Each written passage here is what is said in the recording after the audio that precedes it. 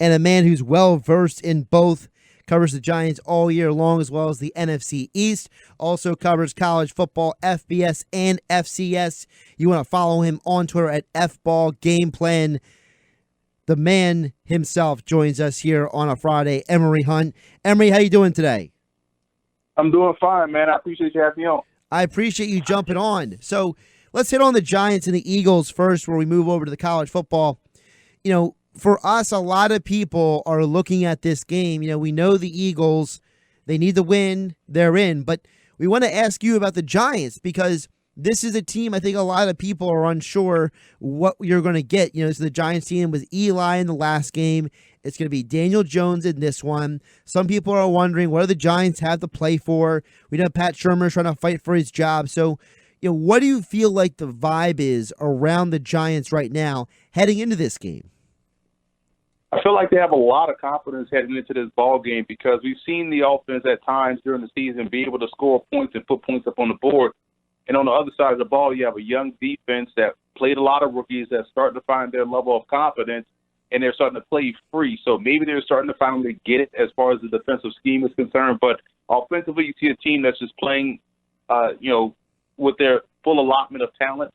Spans the tight end position, but they're getting a lot of production out of Caden Smith, who's also a rookie. But defensively, you're starting to see O'Shane Zimenez, the cornerbacks, your other defensive backs like Julian Love and Valentine, along with Baker, and those guys starting to have some success, starting to take the necessary strides that should make 2020 a much better season for Big Blue. Absolutely. Do you think they take it easy on any of these players at all, understanding it's the last game of the season, maybe trying to keep a couple guys healthy going into the offseason and not taking a risk? No, not at all. I think because of their situation, I'm talking about both the coaching staff and the front office, they're going to coach this game as if it's the wild card, playoff round. They're going to be coaching to win because their jobs are on the line. And for a lot of these young players, and even players that have been in the league a while and know how coaching staff changes goes, where, you may come in with a new coach and the coach may not want you or you may not fit into their plans. So you're not only playing for your job per se, but you're trying to showcase your skill set to someone else around the league who may be able to take your services in once a new staff comes into place, if a new staff comes into place.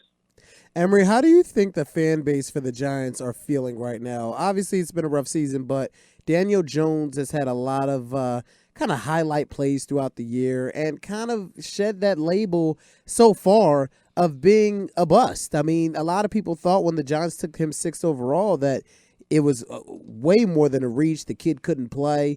And now you're talking about possibly bringing in a new coach who could, build around him and Saquon Barkley. Are Giants fans feeling that they have their quarterback, or are they saying, let's wait another year and see what we got? I think it was interesting about the Giants fans that I've seen, the talk around these guys is the fact that they've had actually a measured approach with Daniel Jones. They're not full-fledged saying that he is, Kyler Murray or, Dwayne Haskins or Lamar Jackson, someone like that. They're saying, you know what, we see progress in him, and if he can cut the turnovers, then he could develop something solid. So they've had that measured approach. And because of that, I think they're going into the offseason thinking like, okay, well, he has shown enough flashes. He has shown that he's a good athlete. He has shown the ability to throw the football deep down the field, something that was sorely missing the last couple of years with Eli Manning. And if he can cut turnovers, then there's something to build on. So I think they're optimistic about Daniel Jones, much more so than if he came into the season and got the experience and completely flopped like a Josh Rosen. So these Giants fans are now optimistic that there's some talent there, and there's enough talent to where they can win with Daniel Jones moving forward. Emory Hunt joining us, the Boardwalk Honda Hotline on 97.3 ESPN. Follow him on Twitter at FBallGamePlan. Emory, we obviously know this is going to be a different game, not just because of different quarterbacks, but the Eagles, their defense allows almost 12 more points per game on the road than when they're at home. So, looking at what Daniel Jones did last week, looking at what this Eagles defense is working with, do you expect this to potentially be a high-scoring game?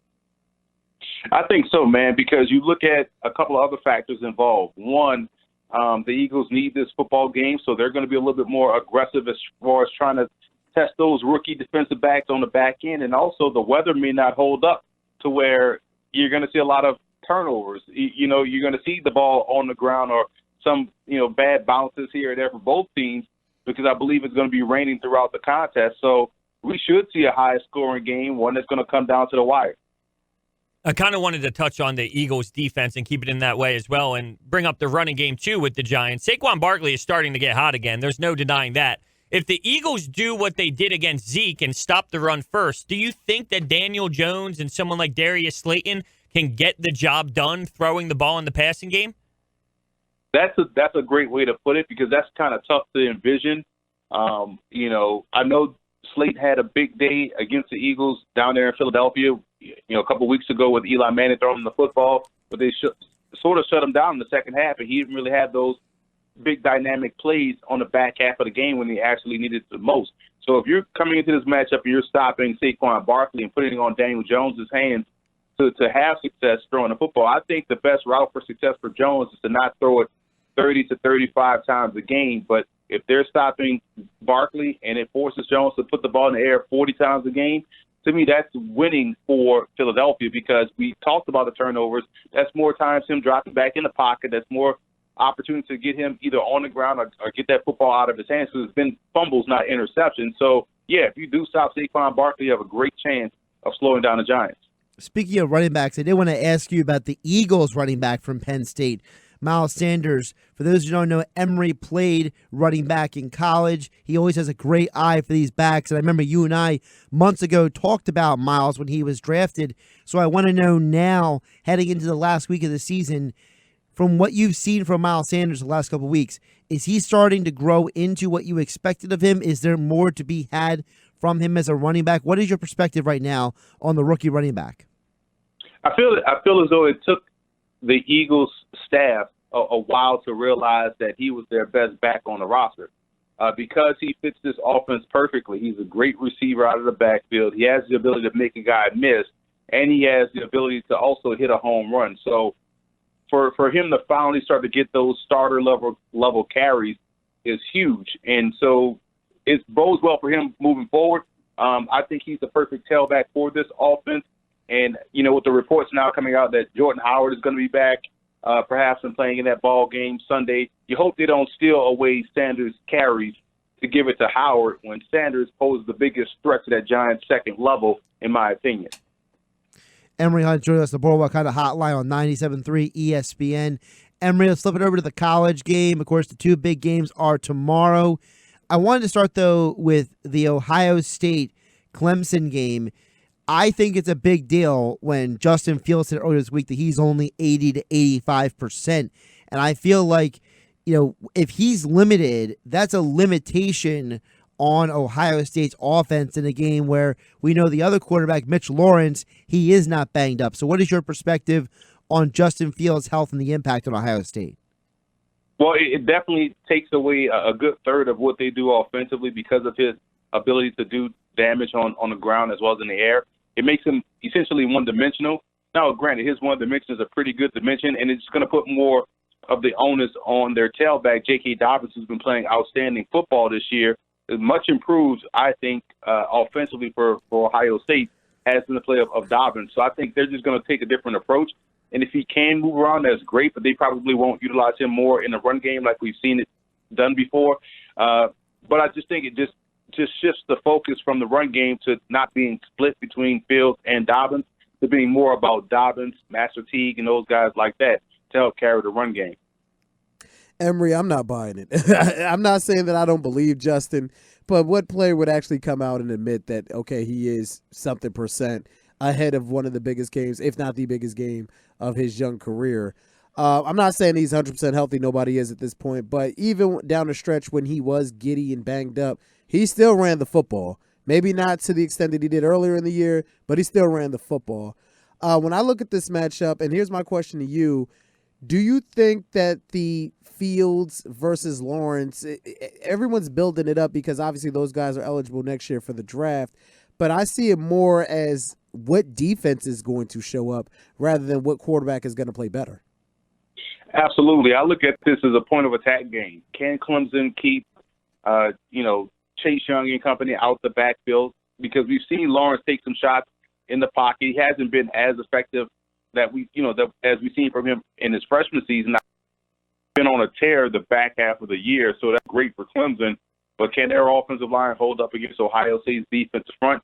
And on the flip side, can Fields navigate the athleticism of that second and third level for the Clemson Tigers, who have great athleticism at linebacker with Isaiah Simmons, and also in the secondary, guys that can take the ball away.